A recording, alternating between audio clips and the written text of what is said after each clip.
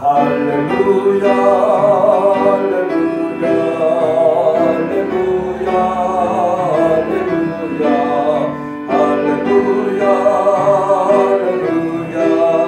할렐루야 할렐루야 죄진 맡은 우리 구주 어디서 온 친구인지 걱정 근심 무거운지 우리 주께 맡기세 할렐루야 할렐루야 할렐루야 할렐루야 할렐루야 할렐루야 할렐루야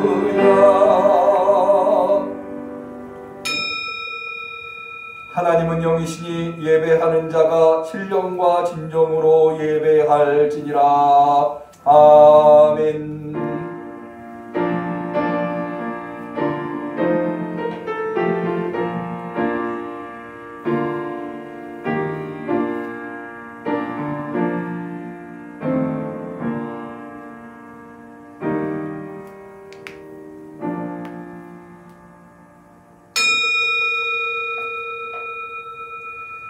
내 마음이 하나님 내 구주를 기뻐하였음은 그 계집종의 비천함을 돌아보셨습니다.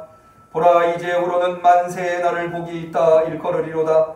능하신 이가 큰 일을 내게 행하셨으니 그 이름이 거룩하시며 긍휼하심이 두려워하는 자에게 대대로 이르는도다. 그의 팔로 힘을 보이사 마음의 생각이 교만한 자들을 흩으셨고 권세 있는 자를 그 위에서 내리치셨으며 비천한 자를 높이셨고 줄이는 자를 좋은 것으로 배불리셨으며 부자를 공수로 보내셨도다. 그 종 이스라엘을 도우사 긍휼히 여기시고 기억하시되 우리 조상에게 말씀하신 것과 같이 아브라함과 및 그 자손에게 영원히 하시리로다. 아멘.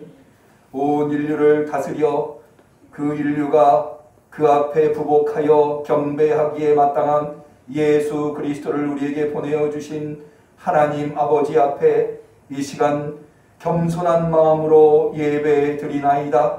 우리의 예배를 받아 주옵소서. 이 시간 우리 모두를 다스려 주시옵소서.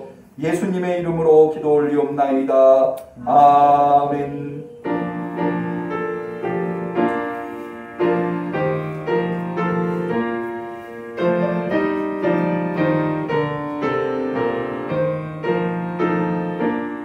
오 즐거워라 지난 날 아침비 같은 맑은 맘 순전한 믿음 부는 이 맘에 어둠 없어라.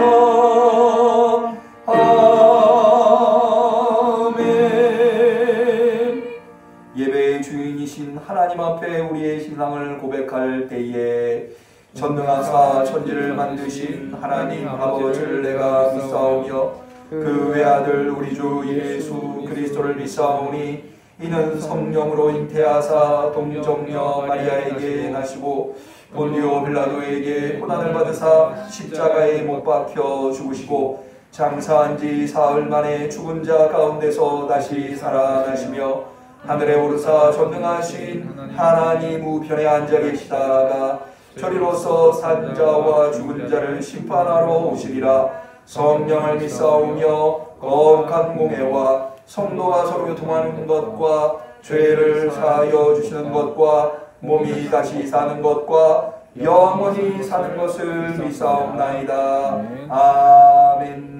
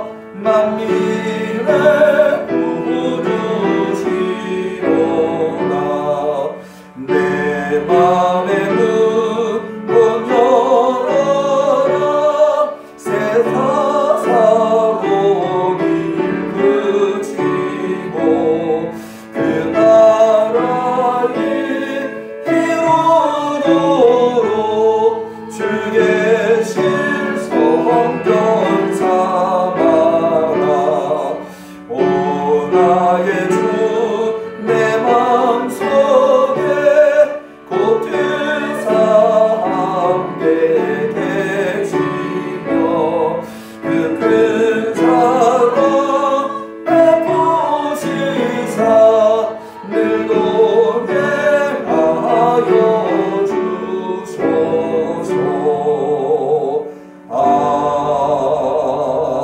아멘.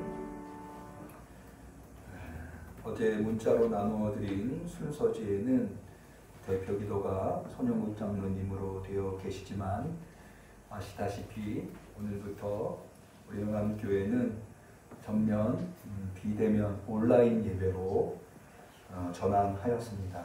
하여서 대표기도 대신에 지금이 대강절, 대림정 혹은 강림절 네 번째 주일이기 때문에 대강절 공동기도문, 우리 기독교 대한성결교회 교단이 제공하고 있는 대강절 공동기도문을 대신하여 대표기도를 하고자 합니다. 앞에 스크린을 보시면 대강절 공동기도문을 수록하여 놓았습니다. 문자를 받으신 분들도 대강절 공동기도문의 순서지에 대강절 공동기도문 내용을 수록해 보았습니다. 참고하시면 되겠습니다.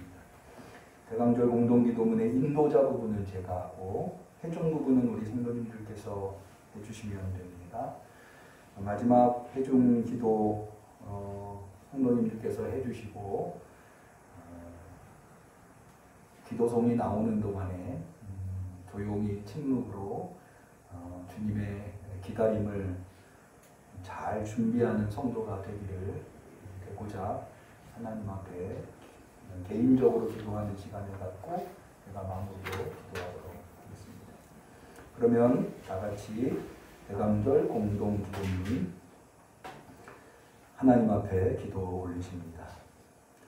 오 지혜의 주시여, 가장 높으신 이의 입으로부터 나오는 말씀이시여, 모든 피조물을 지배하시고 또 내재하시는 주여, 하나님께서 만물을 강하고 또 부드럽게 지으셨나이다. 이제 오셔서 우리에게 구원의 길을 가르쳐 주소서. 오 예수님 오시옵소서. 오 성자 예수님이시여, 이스라엘을 다스리는 자시여, 주께서 타는 불꽃 가운데서 모세에게 나타나셨고 시내산에서 그에게 말씀을 주셨나이다. 펴신 팔로 지금 오시사 우리를 구원하여 주시옵소서. 오 예수님 오시옵소서. 오 이새의 뿌리여, 만민을 위해 떠오르는 표징이시여, 주님 앞에서는 땅의 모든 지배자들이 잠잠하고 나라들이 경배를 바치나이다. 속히 오셔서 우리를 구원하여 주시옵소서. 오 예수님 오시옵소서. 오 다윗의 열쇠여, 이스라엘의 주권자시여, 주께서 여시면 닫을 자가 없고 주께서 닫으시면 열 자가 없나이다. 오셔서 사망의 흑암과 그늘에서 사는 모든 갇힌 자들을 해방하여 주시옵소서. 오 예수님 오시옵소서. 오 뿜어져 나오는 빛이시여, 영원한 빛의 광채에 이어 정의의 태양이시여, 오셔서 사망의 흑암과 그늘에서 사는 자들을 비추어 주소서. 오 예수님 오시옵소서. 오 민족들을 다스리시는 주여, 만민들이 기다리는 왕이시여, 주님께서는 모든 인류를 하나 되게 하시는 모퉁이 돌이 되십니다. 오셔서 친히 진흙으로 조성하신 우리들을 구원하여 주시옵소서. 오 예수님 오시옵소서. 오 임마누엘 되시는 주님, 모든 나라들이 열망하는 주권자이시며 법의 근원이신 주여, 오셔서 우리를 구원하소서. 오 우리 하나님 주여. 오 예수님 오시옵소서.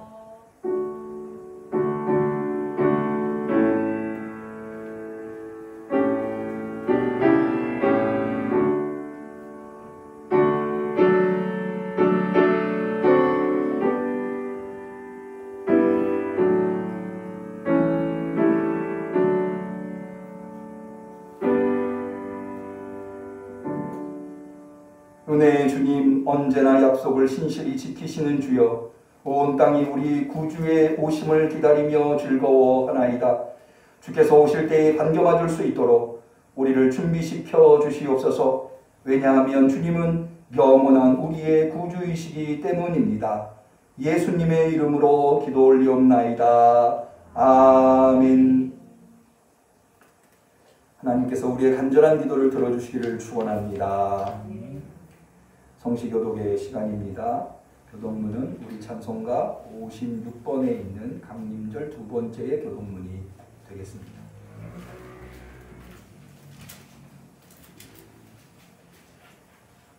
우리 찬송가에는 대강절, 대림절, 강림절 다 같은 절기를 지칭하는 호칭인데요.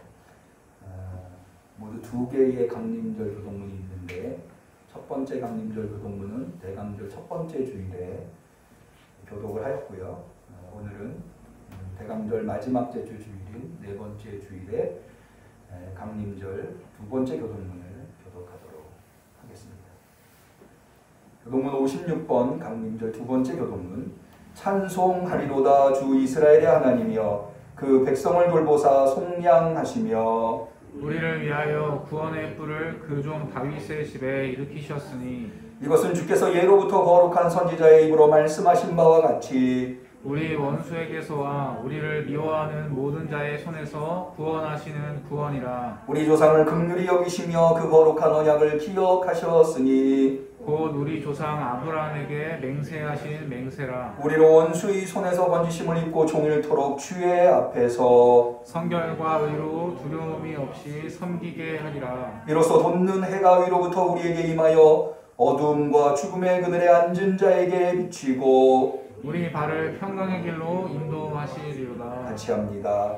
보라 처녀가 잉태하여 아들을 낳을 것이요 그 이름을 임마누엘이라 하리라. 아멘. 하나님의 말씀은 데살로니가전서 2장 19절에서 20절에 이르는 말씀이 되겠습니다. 신약성경 331페이지입니다.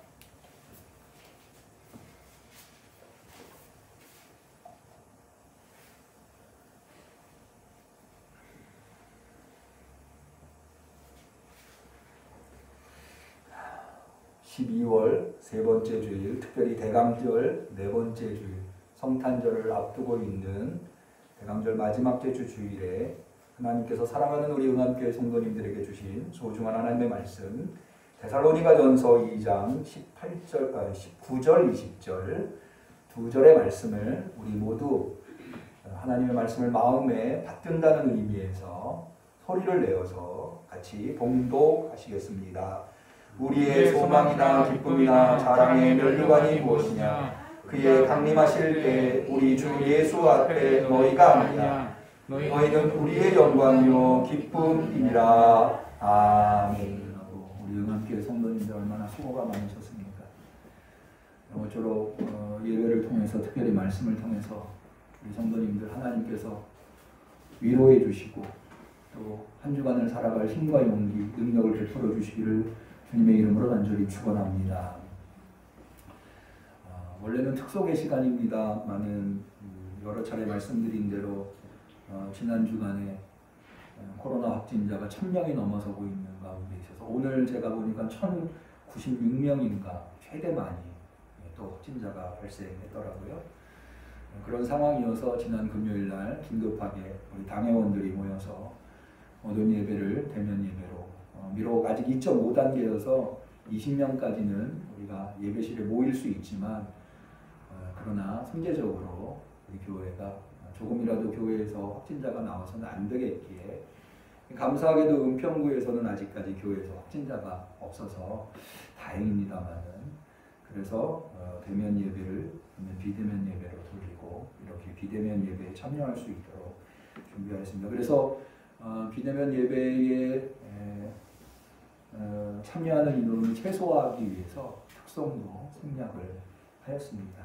그렇게 우리 성도님들께서 지금은 비상시국이니만큼 이해를 해주시면 감사하겠습니다. 저는 지난 한 주간 보내면서 참으로 마음에 감사와 감격을 감출 수 없었습니다. 그 이유가 무엇인가 하면 바로 지난 주일날 우리 성도님들이 적극적으로 참여해 주셔서 잘 마무리할 수 있었던 사무총회 때문입니다. 저희 교회 사무총회를 마치고 난 다음에 여러 목사님들에게 전화를 받았습니다. 응암교회는 어떻게 사무총회를 하였느냐고. 지금 뭐 1000명이 넘어서고 있기 때문에 각 교회마다 연말연시에 사무총회를 해야 되는데 사무총회를 안 할 수는 없거든요. 사무총회를 해야 교단에 보고를 할 수 있고 그래야 여러 가지 행정적인 절차들을 진행할 수 있기 때문에 사무총회를 하긴 해야 되는데 모일 수가 없으니까 어떻게 해야 하느냐 다들 걱정이시더라고요. 근데 우리 성도님들은 그렇게 짠 것도 아닌데 참 놀랍죠. 지난주에 세보니까 출석 인원이 딱 20명이셨더라고요. 저를 포함해서. 그리고 대부분의 성도님들이 90%의 성도님들이 다 위임장을 쓰셨고 그래서 큰 어려움 없이 사무총회를 잘 마무리할 수 있었습니다.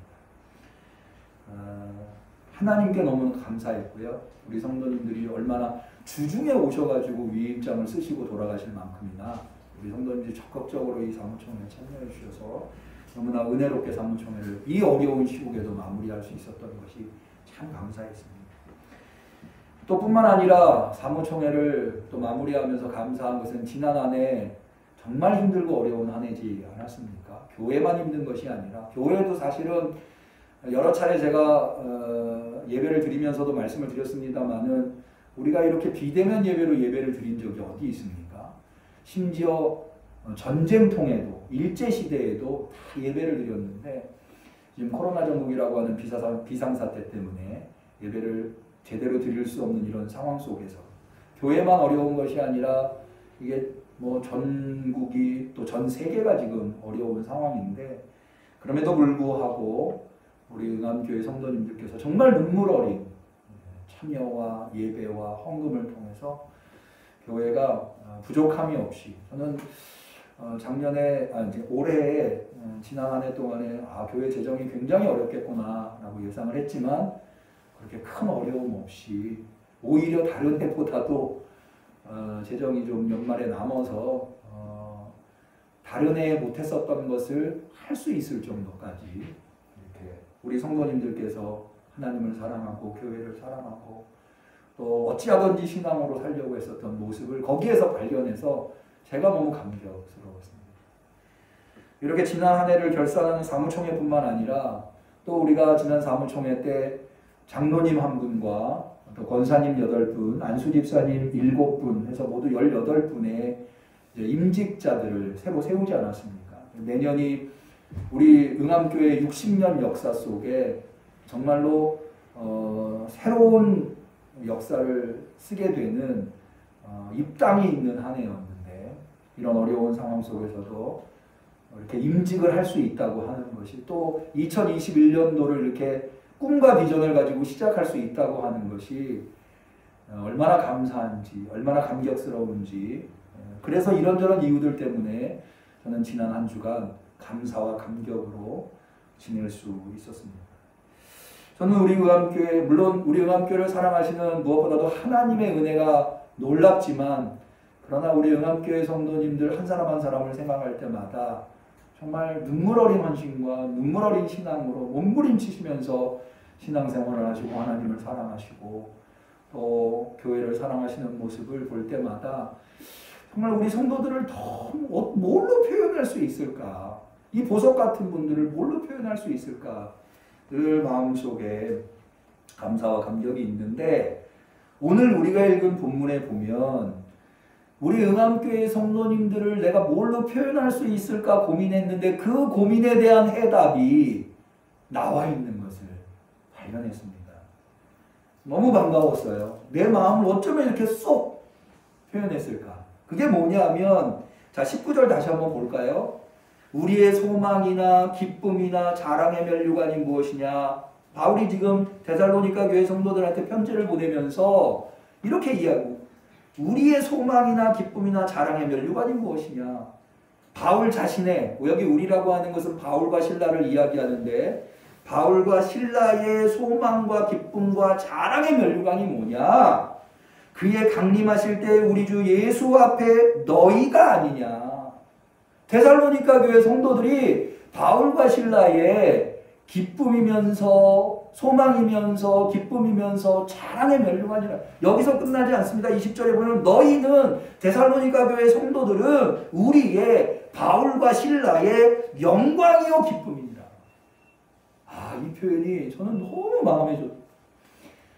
저에게서야말로 우리 응암교회 성도님들은 저의 소망이며 기쁨이며 자랑의 면류관입니다. 할렐루야.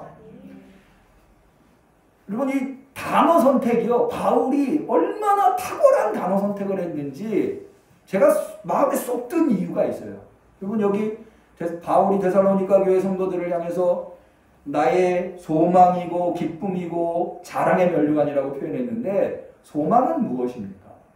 여러분 소망은 삶의 동력입니다. 아무리 많이 가진 자라도 아무리 높은 권세를 있는 자라도 소망이 없는 삶은 삶의 동력이 없어요. 우리가 어떻게 오늘을 살아가고 이 힘들고 어려운 삶을 견뎌낼 수 있습니까? 미래에 대한 소망이 없으면 그럴 수가 없어요. 그러니까 소망이 있는 삶과 소망이 없는 삶은 정말 천지 차이예요. 근데 바울이 데살로니가 교회의 성도들이 바로 바울의 소망이 되고 있다라고 말하는 것은 정말로 바울이 데살로니가 교회 성도들을 얼마나 사랑하고 얼마나 좋아하고 있는지를 알 수 있는 거죠.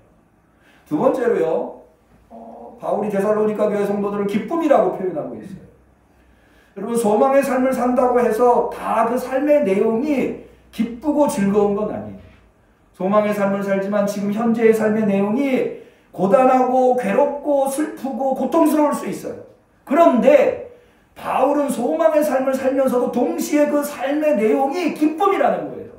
누구 때문에? 데살로니가 교회 성도들 때문에. 소망의 삶을 산다고 하는 것도 위대한 일이지만 지금 현재 내가 그 소망의 삶의 내용을 기쁨으로 살아가고 있다고 하는 거 정말 놀라운 일이거든요. 그러면 사실 우리 그리스도인들은요. 삶의 내용이 기쁨이어야 돼요.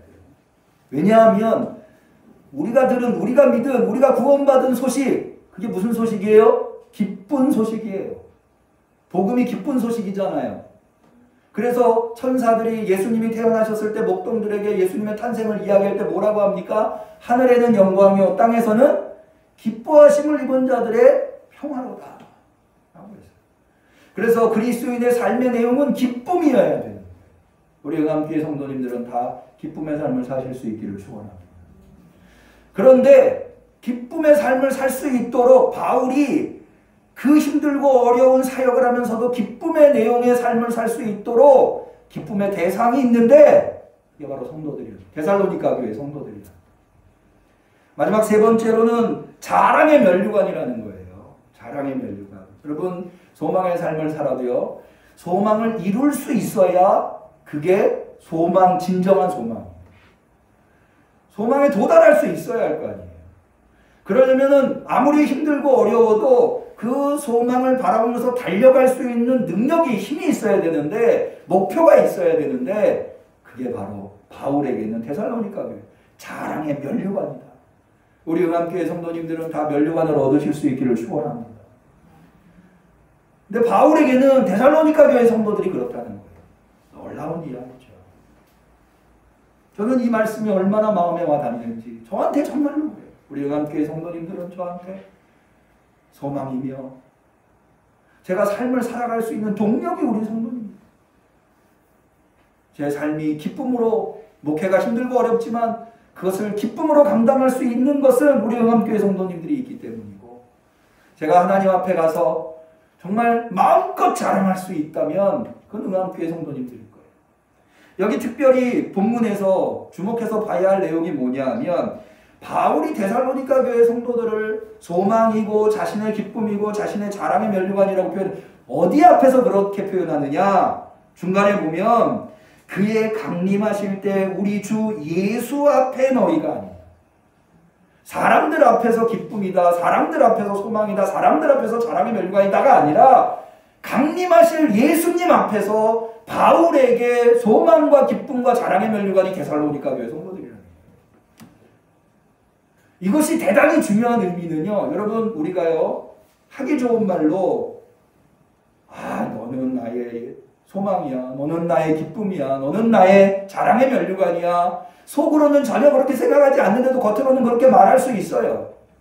그런데 누구 앞에서는 그럴 수 없어요? 예수님 앞에서는 그럴 수 없어요. 예수님은 우리의 중심을 보시는 분이거든요.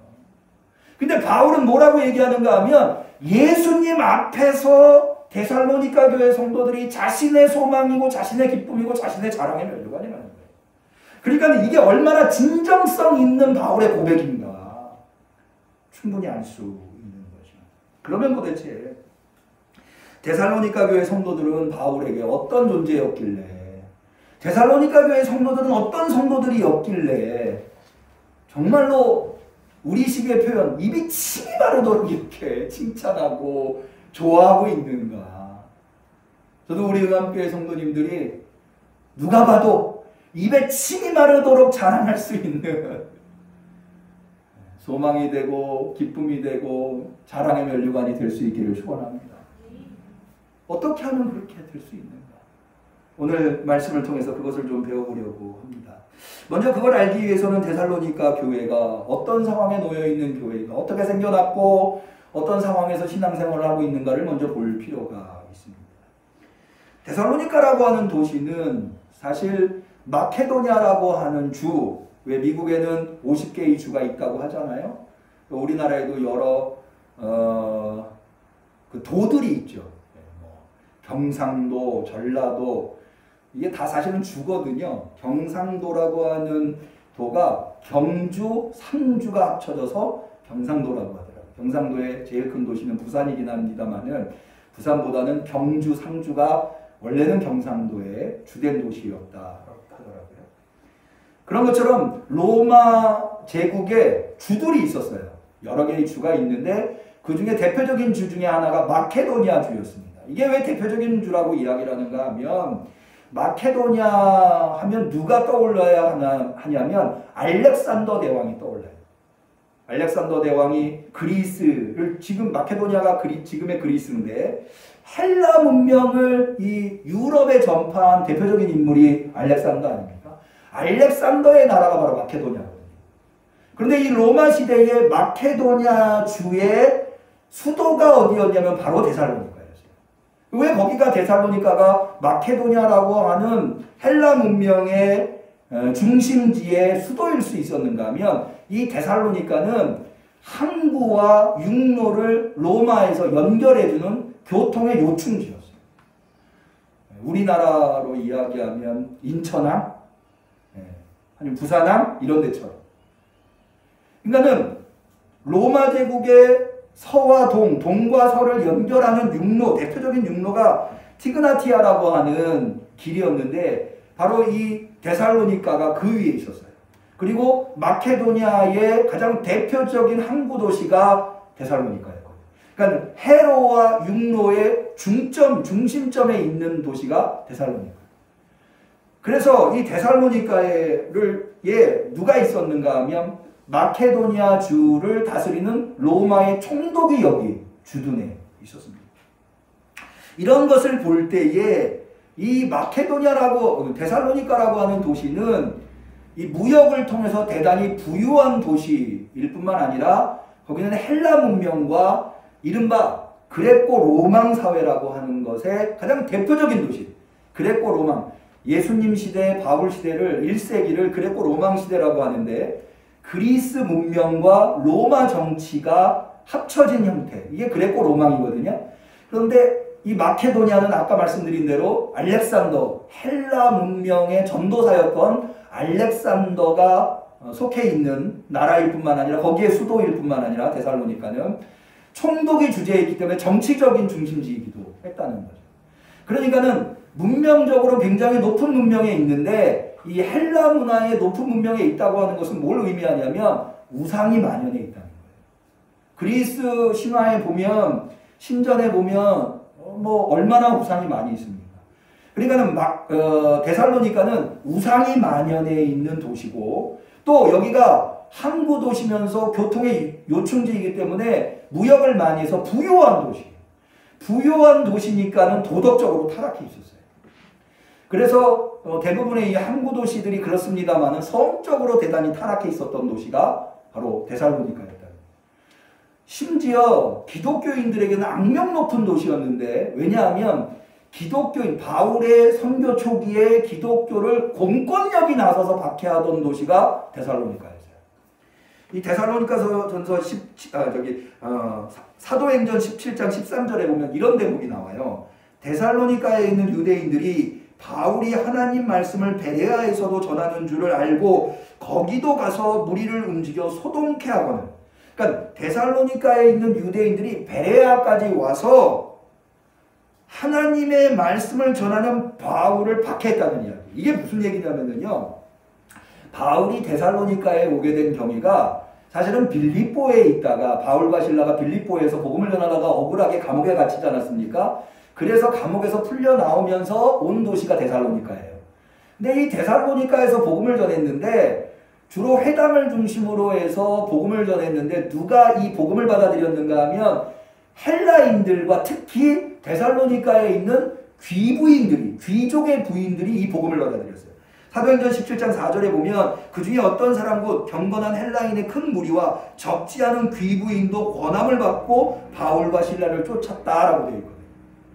그러다 보니까 유대인들이랄지 다른 우상을 섬기고 있는 사람들의 시기 질투를 받게 되었어요. 그래가지고 이 사람들에 의해서 특별히 유대인들을 중심으로 해서 이 바울과 실라에 대한 박해가 시작되는데 이 바울과 실라를 잡으려고 당시에 데살로니가에 있는 야손이라고 하는 사람의 집에 바울과 실라가 머물고 있었는데 그 집에 찾아갑니다. 갔더니 바울과 실라가 없는 거예요. 그래서 야손을 붙잡아다가 재판에 넘겨서 야손이 감옥에 갇히게 돼요. 그리고 보석금을 내고 풀려난 사건이 있어요. 야손이 그렇게 보석금을 내고 풀려나가지고 바울과 실라는 여기 더 이상 있어서는 안 되겠구나 라고 한밤중에 도주해서 간 곳이 베레아예요. 데살로니가에서 베레아로 갔어요. 그런데 그렇게 베레아로 바울과 실라가 한밤중에 야반도주한 거죠. 야반도주했는데 이걸 알고 데살로니가에 있는 유대인들이 베레아까지 와가지고 바울과 실라를, 그러니까 얼마나 대대적인 기독교에 대한 박해가 있었는지 아세요. 그러니까 데살로니가라고 하는 도시가 우상 숭배가 만연해 있었고 도덕적으로 타락해 있었고 또 기독교에 대해서 대대적인 박해가 있었던, 그러니까는 기독교 신앙 생활을 하는 데는 너무나 어려운 형편에 놓여 있었던 것이 데살로니가의 상황이었다. 그럼에도 불구하고 데살로니가 교회의 성도들은 그런 상황 속에서 어떤 신앙생활을 영위하였는가? 우리 데살로니가전서 1장 2절을 볼까요? 여기 바울은 이렇게 얘기합니다. 우리가 너희 무리를 인하여 항상 하나님께 감사하고 기도할 때 너희를 말하면, 하나님이 바울이 데살로니가 교회 성도들에 대해서 하나님 앞에 아뢰는데 뭐라고 아뢰는가 하면 너희의 믿음의 역사와 사랑의 수고와 우리 주 예수 그리스도에 대한 소망의 인내를 우리 하나님 아버지 앞에서 쉬지 않고 기억하고 있다. 그러니까는 데살로니가 교회 성도들은 한마디로 얘기해서 믿음의 역사, 사랑의 수고, 소망의 인내의 모범적인 교회였다. 믿음의 역사, 사랑의 수고, 소망의 인내. 여기서 뭐가 발견이 되나요? 믿음, 소망, 사랑이 발견. 믿음, 소망, 사랑. 그 믿음, 소망, 사랑을 신앙 속에서 구현하고 있는 교회, 데살로니가 교회 성도들이었다는 거예요. 믿음의 역사, 사랑의 수고, 소망의 인내. 우리 응암교회도 이런 믿음의 역사, 사랑의 수고, 소망의 인내가 있기를 축원합니다. 믿음, 소망, 사랑은 기독교의 가장 중요한 가치. 근데 그 믿음, 소망, 사랑이 데살로니가 교회에서 구현되고 있다는 거예요. 특별히요, 데살로니가 교회 성도들은 믿음, 소망, 사랑 중에 뭐를 제일 잘하는 성도였는가 하면 사랑을 제일 잘하는 성도예요. 믿음, 소망, 사랑. 이것은 항상 있을 것인데 그 중에 제일이 뭐죠? 사랑이죠. 근데 데살로니가 교회 성도들은 믿음, 소망, 사랑, 믿음의 역사, 사랑의 수고, 소망의 인내가 있는데 그 중에 최고가 사랑인데 사랑을 가장 잘하고 있는, 그걸 어떻게 할 수 있느냐? 데살로니가전서 4장 9절에 보면 바울이 이렇게 이야기합니다. 형제 사랑에 관하여는 너희에게 쓸 것이 없음을 너희가 친히 하나님의 가르침을 받아 서로 사랑합니다. 무슨 얘기냐? 데살로니가 교회 성도들이 사랑을 얼마나 잘하는지 사랑에 대해서는 더 이상 말할 게 없다 라고 말할 정도. 저는요, 우리 응암교회 성도님들을 생각하면 물론 믿음을 지키시려고 애쓰고 있고 또 하나님 나라에 대한 소망으로 믿음을 지켜내고 계시지만 무엇보다도 우리 응암교회 성도님들은 사랑만큼은 어디에 내놔도 자랑할 만한 교회다. 저는 그런 자부를 가지고 있어요. 제가 어제 어느 교회의 권사님에게 좀 늦은 시간에 전화를 받았어요. 이 권사님은 저희 교회가 응암동에 있을 때 새벽 기도에 오시던 수년을 새벽 기도에 오시던 권사님이셨어요. 이 권사님이 왜 저한테 전화를 하셨느냐? 이 권사님도 거기 재개발이 되니까 이사를 연신내로 가셨더라고요. 그런데 저희 교회 새벽 기도 올 때 이 권사님이 형편이 너무 힘들어가지고 11조를 제대로 못 하셨다는 거예요. 근데 그게 늘 마음에 걸렸는데 정영숙 권사님, 저희 교회 정영숙 권사님 지금 연세가 높으셔가지고 교회에 못 오시지만 정영숙 권사님 잘 아시죠? 새벽 기도에 빠지지 않고 오시는 그 정영숙 권사님이 늘 자신을 위해서 기도해 주셨다. 정 권사님이랑 같이 새벽 기도실에서 밤새 기도도 하시고 그러면서 그 정영숙 권사님의 사랑 때문에 응암교회를 잊을 수가 없다는 거예요. 늘 잊지 못했다는 거예요. 그래서 지금은 형편이 나아져서 11조를 할 수 있는 상황이 되어서 지금 본교회에 11조를 하지만 그때 11조를 못했던 것만큼은 응암교회에 하고 싶다. 그래서 저한테 전화를 주셨더라고요. 저는 이런 내용, 사실 이런 내용들은요, 수도 없이 해요. 우리 교회에 다니시다가 여러 가지 이유로 인해서 멀리 이사를 가신 분들이 우리 교회 성도들이 베푼 사랑을 잊지 못해서 끊임없이 저한테 계속 연락이 오고 그런 분들이 굉장히 많아요. 이런 거를 놓고 볼 때 우리 응암교회는 다른 건 몰라도 우리 응암교회에 대단한 부자가 있는 것도 아니고 대단한 권력자가 있는 건 아니지만 그러나 사랑만큼은 어디에다 내놔도 부족함이 없는 자랑할 만한 교회가 아닌가. 데살로니가 교회 성도들이 그랬어요. 믿음의 역사, 사랑의 수고, 소망의 인내가 있는데 그 중에서도 사랑만큼은 바울이 더 이상 할 말이 없다는 거예요. 너무나 잘하고 있어서. 근데 이 이야기는요, 바울이 꾸며낸 이야기가 아니라는 거예요. 이거는 데살로니가 교회 성도들이 이렇게 잘 모범적인 신앙생활을 하고 있는 것은 다른 교회 성도들이 오히려 바울에게 이야기해 줄 만큼 그렇게 소문이 자자하게 났다는 거예요. 데살로니가전서 1장 8절을 볼까요? 주의 말씀이 너희에게로부터 마케도냐와 아가야에게만 들릴 뿐이 아니라 하나님을 향하는 너의 믿음의 소문이 각처에 퍼진 고로 우리는 아무 말도 할 것이 없노라.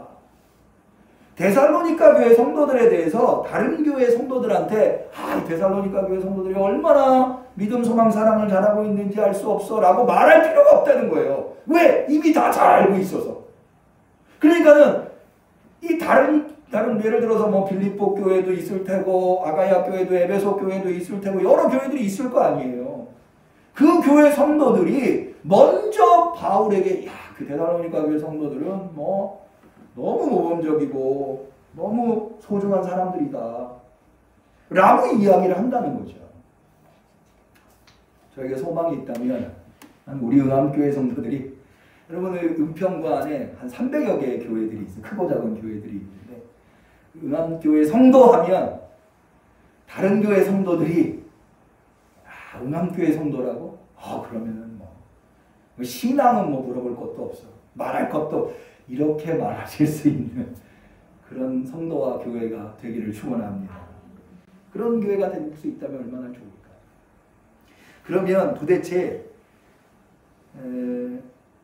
데살로니가 교회 성도들은 뭐가 그렇게 대단하길래 이렇게 바울이 우리식으로 얘기하면 입에 침이 마르도록 자랑하고 있는. 이 사람들의 믿음, 소망, 사랑은 뭐 내가 말할 필요도 없을 정도로 도대체 데살로니가 교회 성도들에게 특별히 있는, 사실은 바울이요 교회 편지들을 보면, 바울의 서신들을 보면은요 교회들을 다 이렇게 칭찬하는 게 아니거든요. 예를 들어서 갈라디아 교회 성도들을 얼마나 비난하는지 몰라요. 너희가 어쩌면 그렇게 속히 복음에서 떠났냐. 고린도 교회 성도들도 마찬가지고요. 주로 문제가 발생해서 편지를 보내니까 편지를 보면 대부분은 그 교회가 잘못하고 있는 것들에 대해서 이야기하고 있어요. 근데 데살로니가 교회는 그렇지가 않은 거예요. 그러니까 바울이 너희는 나의 소망이고 나의 기쁨이고 자랑의 면류관, 너희의 믿음의 역사와 사랑의 수고와 소망의 인내가 얼마나 대단한지 말할 필요도 없다. 이렇게까지. 도대체 데살로니가 교회 성도들은 어떤 사람들이길래? 몇 가지 이유를 여기 데살로니가 전서에서 발견할 수 있는데요. 첫 번째로는 데살로니가 교회 성도들은 이 어려운 상황에서도 예수 그리스도와 특별히 바울과 실라를 자신의 모범의 대상으로, 신앙의 모범의 대상으로 삼아요. 자, 데살로니가 전서 1장 6절을 보니까 이런 말씀이 기록되어 있어요. 또 너희는 많은 환난 가운데서 성령의 기쁨으로 도를 받아 우리와 주를 본받는 자가 되었으니, 우리와 주를 본받는 자가 되었다. 목회자를 본받으려고, 바울과 실라를 본받으려고, 예수님을 본받으려고, 이 어려운 상황에서도. 두 번째로는요, 바울과 실라가 전한 말을 사람의 말로 받지 않고 하나님의 말씀으로 받아요. 이 데살로니가 교회 성도들은. 데살로니가 전서 2장 13절에 보니까 이러므로 우리가 하나님께 쉬지 않고 감사하니 너희가 우리에게 들은 바 하나님의 말씀을 받을 때에 사람의 말로 아니하고 하나님의 말씀으로 받음이니 진실로 그러하다. 하나님의 음성으로 듣는 거예요. 그러니까 이 목회자의 말을 하나님의 음성으로 들으니까 이 데살로니가 교회 성도들은 늘 바울과 실라를 보고 싶어해요. 데살로니가전서 3장 6절, 지금은 디모데가 너희에게로부터 나와 너희 믿음과 사랑의 기쁜 소식을 우리에게 전하고 또 너희가 항상 우리를 잘 생각하여 우리가 너희를 간절히 보고자 한 것 같이 너희도 우리를 간절히 보고자 한다 하니, 바울과 실라를 늘 간절히 보고 싶어 하는 거예요. 바울과 실라를 닮고 싶은 대상으로 삼고, 바울과 실라의 말을 사람의 말로 듣지 않고 하나님의 음성으로 듣고.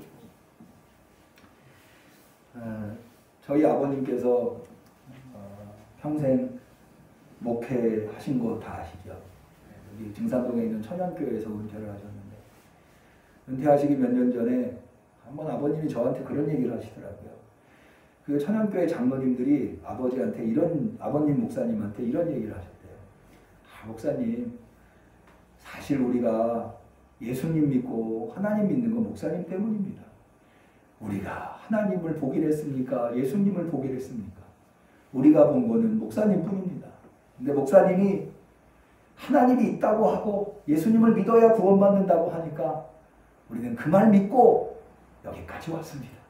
그렇게 이야기를 하시더라고요. 저는 그게 어떤 측면에서 보면 무슨 장로님까지 되셔가지고 저렇게 말씀을 하시나 할 수도 있지만, 저는 그게 진솔한 고백이라고 봐요. 여러분, 신앙이 나락으로 떨어지잖아요. 누구부터 보기 싫은 줄 아세요? 목회자부터 보기 싫어요. 예배부터 나가기 싫고요. 목회자와의 관계가 좋으면은요, 신앙도 자라나겠군요. 그럼 제가 응암교회 담임은 목회를 하고 있습니다만 사실은 이런 말씀하기가 너무 부끄러워요. 내가 얼마나 부족한 사람이라는 걸 알고 있으니까 제가요. 그러나 제가 부족하지만 저는 우리 성도님들이 그런 마음, 그런 태도를 좀 가지셨으면 좋겠어요. 저도 더 노력하겠습니다. 어떻게 하든지 우리 성도님들한테 모범적인 목회자가 될 수 있도록 더 애쓰고 노력하겠습니다. 그러나 비록 제가 부족하더라도 우리 성도님들이 목회자를 닮으려고, 또 목회자의 말을 사람의 말로 듣지 않고 하나님의 음성으로 들으시고, 어떻게 한 번이나, 왜 성도들이 목회자를 보고 싶어 하겠어요? 목회자 그 개인이라고 하는 사람을 보고 싶겠어요? 목회자를 통해서 하나님의 말씀을 듣고 싶은 거, 목회자를 통해서 자신의 신앙을 더욱더 고양시키려고 하는 거죠.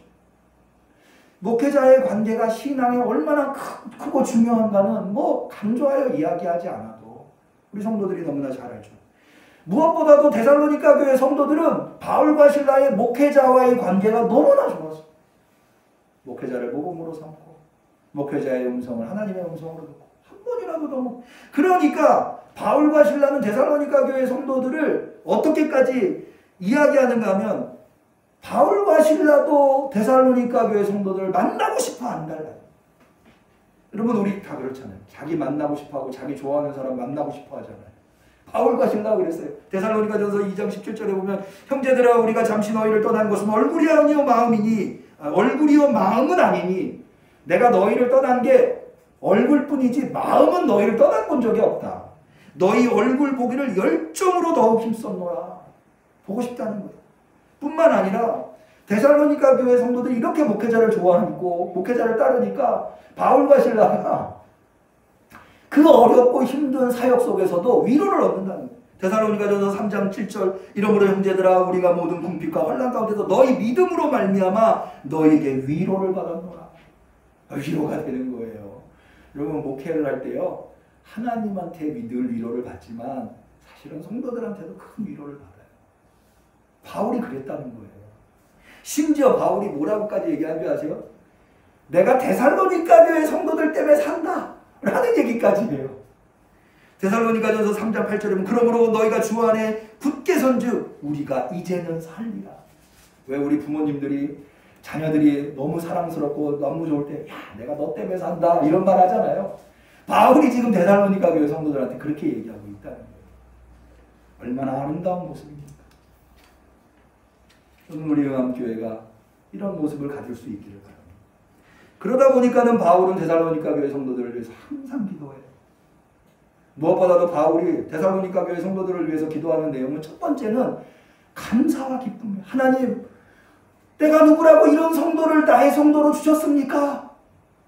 데살로니가전서 3장 9절에 보니까 우리가 우리 하나님 앞에서 너희를 인하여 모든 기쁨으로 기뻐하나니 너희를 위하여 능히 어떠한 감사로 하나님께 보답할고. 이야, 어떻게 저런 성도들을 만나게 해주셨습니까? 어떻게 저런 성도? 그런 감격이 바울에게 있는 거예요. 데살로니가 교회 성도들. 저도 마찬가지예요. 야, 아무것도 아닌 나를 어쩌면 이렇게 좋은 성도들, 어쩌면 이렇게 훌륭한 성도들. 때로는요, 우리 장로님들이, 우리 권사님들이, 안수 집사님들이, 집사님들이, 성도님들이 저보다 대단해 보일 때가 많이 있어요. 하나님 앞에 감사하지 아니할 수 없고 감격하지 아니할 수 없는 거죠. 그런 성도들을 위해서 또한 이렇게 기도합니다. 바울은 저 성도들이 더 서로 사랑할 수 있도록 하나님 도와주세요. 데살로니가전서 3장 12절 또 주께서 우리가 너희를 사랑함과 같이 너희도 피차간 모든 사람에 대한 사랑이 더욱 많나 넘치게 하기를 소원합니다. 더 나아가서 데살로니가가 도덕적으로 타락해 있는 지역이라고 했죠. 그래서 신앙, 거룩한 믿음 지킨다고 하는 것 하나님 그들이 하나님 앞에서 흠없도록 거룩함을 지킬 수 있도록 도와주세요. 데살로니가전서 3장 13절 너희 마음을 굳게 하시고 우리 주 예수께서 그의 모든 성도와 함께 강림하실 때에 하나님 우리 아버지 앞에서 거룩함에 흠이 없게 하시기를 원합니다. 이렇게 성도들을 위해서 늘 기도하는 모습을 봅니다. 마지막으로 데살로니가 교회 성도들한테 바울은 데살로니가전서에서 권면을 잊지 않습니다. 왜 달리는 말에 채찍질한다고 하잖아요. 데살로니가 교회 성도들이 지금 아주 잘하고 있어요. 그런데 더 잘할 수 있다. 그게 뭐냐? 지금도 잘하고 있지만 더 잘할 수 있도록 바울이 권면한다고 하는 것을 여러분 데살로니가전서 4장 1절 볼까요? 정말로 형제들아 우리가 주 예수 안에서 너희에게 구하고 권면하노니 너희가 마땅히 어떻게 행하며 하나님께 기쁘시게 할 것을 우리에게 받았으니 곧 너희 행하는 바라. 데살로니가 교회 성도들이 잘 행하고 있다는 너희 행하는 바가 그것이다. 잘하고 있다. 더욱 많이 힘쓰라. 지금 잘하고 있는데 더 열심히 해봐. 여러분 잘함에는 한계가 없어요. 지금 잘하고 있어도요 더 잘하려고 노력하잖아요. 더 잘하게 돼요. 더 잘하게 되면 저는 때로는 안타까운 점이 저분은 조금만 더 노력하시면 훨씬 더 잘할 수 있고 훨씬 더 잘 신앙생활을 하시면 훨씬 더 신앙의 즐거움을 만끽하실 수 있을 텐데 그 한계를 못 넘어 쓰시는 거예요. 그 한계. 그것만 넘어. 우리 찬송가 중에 많은 사람이 얕은 물가에서 깊은 데로 두려워서 못 들어가. 근데 두려워하지 말고 조금만 더 노력하는.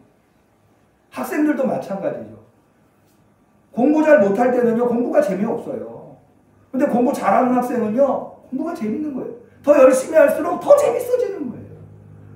모든 게 다 마찬가지. 언어도 마찬가지, 기술도 마찬가지. 노력하면 노력할수록 더 잘하게 돼. 더 잘하게 되면 거기로부터 더 큰 즐거움을 얻게 돼요. 신앙도 마찬가지. 그래서 바울이 이야기해요. 더 많이 힘쓰라. 데살로니가전서 4장 10절 너희가 온 마케도니아 모든 형제를 대하여 과연 이것을 행하도다. 형제들아 권하노니 더 많이 하라. 더 힘쓰는 거예요. 조금만 더 열심히. 어제보다는 오늘 조금 더. 오늘보다는 내일 조금 더. 두 번째로는요. 바울이 데살로니가 교회 성도들한테 권면하기를 열심히 일하라는 거예요. 데살로니가전서 4장 11절 또 너희에게 명한 것 같이 종용하여 자기 일을 하고 너희 손으로 일하기를 힘쓰라. 여러분 바울 시대에 예수님이 곧 오신다는 생각을 해서 야, 뭐 세상 일 할 필요 있어? 예수님 곧 오시는데 이런 생각을 하고 있었던 잘못된 신앙을 가지고 있었던 사람들이 있었어요. 오늘날도 종말론에 경도된 사람들이 학교도 안 가고 직장도 안 가고 한데 모여가지고 사회적인 문제를 일으키고 그런 경우들 많이 보잖아요. 근데 아니라는 거예요. 바울은 당장 내일 예수님이 오신다 하더라도 오늘 일하는 것이 가치가 있다는 거예요.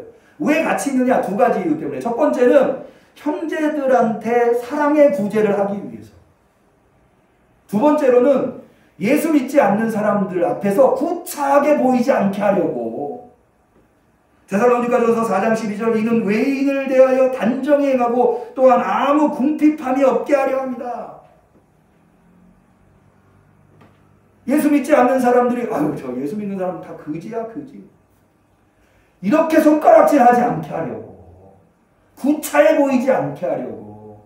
쯧쯧쯧하지 않게 하려고 일하라는 거예요. 내일 당장 예수님이 오신다 하더라도 일하라는 거예요. 마지막 세 번째 권면하는 것은 깨어 있으라는 겁니다. 데살로니가전서 5장 6절 그러므로 우리는 다른 이들과 같이 자지 말고 오직 깨어 근신하라. 왜? 예수님이 도적같이 오실 겁니다. 우리 함께 성도님들은 다 깨어 있으시기를 축원합니다. 여기 놀라운 바울의 논리가 있는데요. 바울이 예수님이 오실 때에 대해서는 쓸 것이 없다 그러면 데살로니가전서 5장 1절에 형제들아 때와 시기에 관한 너에게 쓸 것이 없다. 쓸 것이 없는 게 아니라 사실은 쓸 수가 없어요. 언제 올지 모르시니까. 모르니까. 예수님이 언제 오실지 모르니까. 도적같이 오시니까. 그런데 예수님이 도적같이 오신다고 하는 것을 알고 깨어있는 성도들은요. 예수님이 도적같이 안 와요. 데살로니가전서 5장 4절에 보면 형제들아 너희는 어둠에 있지 아니하매 그날이 도적같이 너희에게 임하지 못하리니. 누군가에게는 도적같이 오는데 깨어있는 자들 이게 무슨 얘기냐면요. 여러분 잠들어 있는 사람은 도적이 언제 오는지 방비할 수 없죠. 근데 도적이 반드시 올 거라고 하는 걸 알고 깨어있다면 어떻게 될까요? 언제 와도 상관없겠죠. 그러니까 도적같이 임하지 않는다고 하는 것은 깨어있기 때문에 가능한 거예요. 깨어있어요. 예수님께서 십자가에 매달리시기 전에 겟세마네 동산에서 제자들한테 반복해서 이야기하시는 게 뭐예요? 깨어있어라. 깨어있어라. 너희가 한시라도 나와 깨어있을 수 없다냐. 바울은 데살로니가 교회의 성도들을 사랑하기 때문에 깨어있어야 한다고 말하고 있는 거예요. 대강절입니다. 우리는 예수님을 기다리는 이제 돌아오는 금요일날 예수님이 이 땅에 아기 예수님으로 탄생하십니다. 대강절 4주 동안 우리가 한 달 동안 지키면서 우리가 깨어있도록 노력해 왔습니다. 저는 데살로니가 교회 성도들처럼 이 시대에 우리 응암교회가 데살로니가 교회 성도가 되었으면 그러기 위해서 지금 아주 너무나 잘하고 계신데 그러기 위해 저도 열심히 기도하겠습니다. 우리 성도들 위해서 최선을 다해서 기도하겠습니다. 최선을 다해서 목양하겠습니다. 우리 성도님들께서도 더 하십시다. 2021년도 2020년도에 못한 것을 다 만회하고 또 하나님의 역사의 새로운 장을 열 수 있도록 더 열심히 더 하시고 더 일하고 더 깨어 있어서 하나님께서 저의 소망이며 저의 기쁨이며 저의 자랑의 면류관을 넘어서서 우리 은평구의 소망이며 은평구의 기쁨이며 은평구의 자랑 이 나라 이 민족의 자랑의 면류관이 될 수 있는 우리 응암교회가 되시기를 주님의 이름으로 간절히 축원합니다. 기도하겠습니다. 하나님 아버지 오늘 우리에게 이렇게 너무나도 귀하고 소중한 말씀으로 우리를 깨우쳐 주시니 감사합니다. 주님, 제가 무엇이간데 이토록 소중한, 이토록 모범적인, 이토록 사랑이 넘치는 성도를 허락하여 주셨습니다. 주님아오나 우리가 더 하나님의 사명을 잘 감당하기 위해서 이 종이 기도하오니 우리 성도들에게 힘과 능력을 주시고 위로 주시고 힘 주시고 능력 주셔서 더 잘할 수 있는 교회, 그래서 응암동의 소문이 나고 서울의 소문이 나고 대한민국의 소문이 나는 우리 응암교회가 되게 하여 주옵소서. 예수님의 이름으로 기도 올리옵나이다.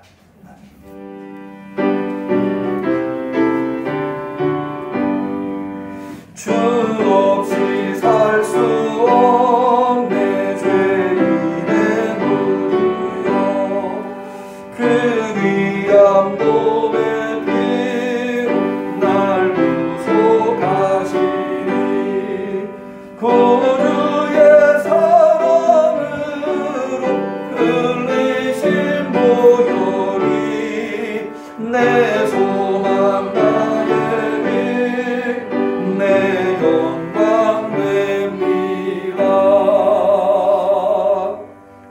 아멘.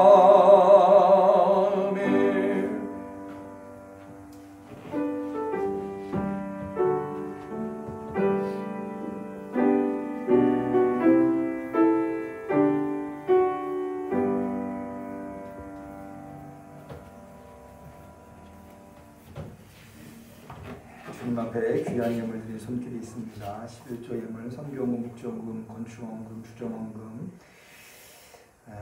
주님 감사합니다. 항상 부족함 없이 주님께 더 가까이 충성케 하소서. 선의주 노민호 지키시고 보호하여 하시며 인도하실 줄 믿으시는 성기선 집사님 무명으로 하나님 아버지 감사합니다. 김민철 성도님 서양원에서 항상 감사합니다. 감사의 인을 드렸습니다. 온라인 예배에 참여하시는 비대면 예배에 참여하시는 성도님들께서는 보내드린 문자 순서지에 문자에 일반 우리 응암교회 계좌로 되어 있는 일반 헌금과 건축헌금 계좌를 보내드렸습니다. 그 계좌로 예배 드리신 후에 봉헌해 주셔도 되고요. 아니면 주중에 한 번 정도 교회를 방문하시면 우리 정미연 집사님 계십니다. 정 집사님에게 봉헌하실 헌금을 하시면 그 다음 주에 정 집사님 대신 봉헌하셔서 하나님 앞에 올려드릴 수 있도록 하겠습니다. 그도 여의치 않으시면 나중에 대면 예배를 드리실 때 모아서 그때 헌금을 해주셔도 되겠습니다. 드린 예물을 위하여 기도합니다. 모든 만물의 주인이신 여호와 아버지 하나님, 이렇게 어려운 시국에서도 주님께 나와 예배드리는 것을 멈추지 아니하고 감사함으로 겸손히 예배드릴 수 있는 큰 은혜를 베풀어 주신 것 너무나 감사하여 주 앞에 나올 때에 빈손으로 나오지 아니하고 주님께 정성껏 준비한 예물을 올려드리나이다. 주님, 이 예물이 어떻게 마련되어 있는 예물인지 주께서 너무나도 잘 아시지요. 이 예물을 흠양하여 주시옵소서. 이 예물에 담겨있는 눈물을 닦아 주시옵시고 이 예물 드린 손길을 축복하여 주시옵시사 하나님 앞에 항상 드릴 수 있는 것이 손안에 쥐어지는 복된 손길들이 되게 하여 주시옵소서. 왜 저들이라고 쓸 곳이 없고 왜 저들이라고 부족하지 않겠습니까? 그러나 하나님을 섬기는 것이 가장 먼저이기에 하나님 앞에 정성껏 구별하여 드린 예물이오니 주여 저들이 물질 때문에 눈물 흘리지 않게 하시고 구워줄지언정 꿇어다니지 아니할 수 있도록 주님 도와 주시옵소서. 예물뿐만 아니라 주여 주님께 간절히 기도하옵는 것은 우리 성도님 중에 육신의 연약함으로 말미암아 고통당하고 있는 성도님들이 있습니까? 저들을 위하여 기도합니다. 주님께서 채찍에 맞으심으로 나음을 입었다 하였사오니 깨끗하게 낫게 하여 주시옵소서. 주님이라면 하실 수 있는 줄로 믿습니다. 내 믿음이 너를 구원하였느니라. 내 믿음이 너를 구원하였느니라 하셨사오니 주여 저들의 육신의 주의 치료의 손길을 펼쳐 주옵소서. 저들의 가정을 지켜주시고 생업을 지켜주시사 주님을 믿고 주님이 맡겨주신 사명을 감당하는 데에 날마다 기쁨이 넘치게 하옵소서. 간절히 축복하며 예수님의 이름으로 감사하며 기도 올리옵나이다. 아멘.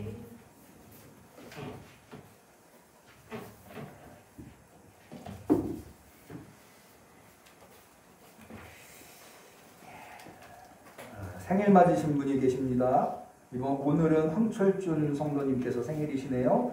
돌아오는 수요일에는 또 우리 강은숙 권사님께서 생일이시고, 예수님 태어나신 25일엔 이상순 권사님께서 생일이십니다.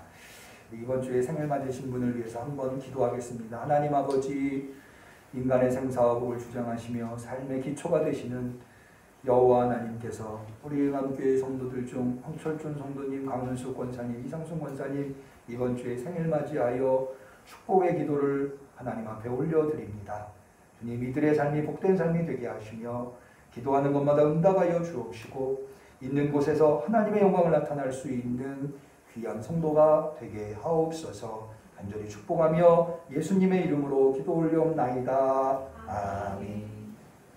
생신을 진심으로 축하드립니다. 우리 교회 소식을 나누겠습니다. 여러 차례 말씀드린 대로 오늘부터 전면, 비대면 예배로 예배를 드리고 있습니다. 1부 예배와 2부 예배의 최소 인원을 예배 순서를 담당하시는 분들 중심으로 예배를 드리고 있습니다. 성도님들께서는 이 점 양지하시어 적극적으로 대면 예배에 참여하여 주시면 감사하겠습니다. 사실 이제부터 연말연시 성탄절도 있고 또 송년주일도 있고 성부영신 예배, 또 신년주일 예배 계속 이어지고 있는데, 어떻게 보면 1년 중에 가장 중요한 시기이지만 우리가 계속해서 비대면 예배를 드릴 수밖에 없을 듯 합니다. 돌아오는 성탄절 예배는 우리가 비대면 예배로 드리기 때문에 아동부 예배, 청소년부 예배, 청년부 예배도 있기 때문에 우리가 내년에는 다 모여서 드릴 수 있을 때는 11시에 한 번만 예배를 드렸습니다만 지금 그럴 수 없어서 9시에 한 번, 11시에 한 번 2부로 나누어서 성탄절 예배를 드리도록 하겠습니다. 비대면 예배로 참여해 주시면 되겠고요. 청소년부, 아동부, 청년부 예배도 동일한 시간에 비대면 예배로 드립니다. 2021년도 내년도 달력이 나왔습니다. 내년에는 성탄절에 우리 성도님들 나눠드렸는데 성탄절에 못 오시니까 주중에 교회에 들러주시면 달력을 나눠드리도록 하겠습니다. 다음 주는 송년 감사주일 예배로 비대면 예배로 드리도록 하겠습니다.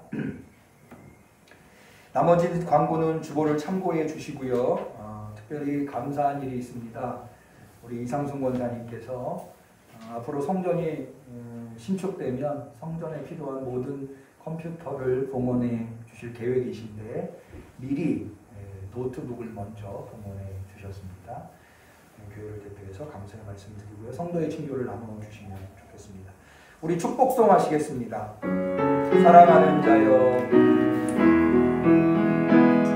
사랑하는 자여, 너의 영혼이 잘됨같이 언제나 범사에 잘되고 강건하기를 내가 간구하노라. 우리 하나님께 영광의 박수 올립니다. 우리 서로 인사하겠습니다. 건강하세요. 좋은 일이 있을 겁니다. 감사합니다. 송영 하시겠습니다.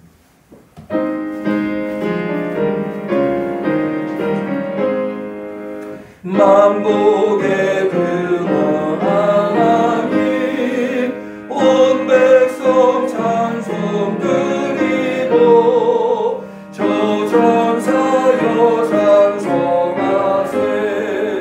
찬송 성부 성자 성령 아멘.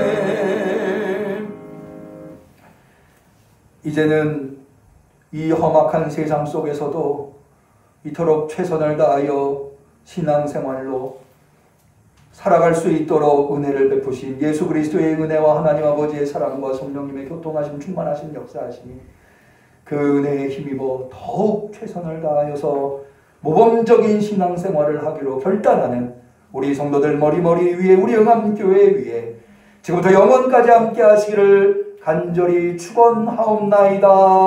아멘.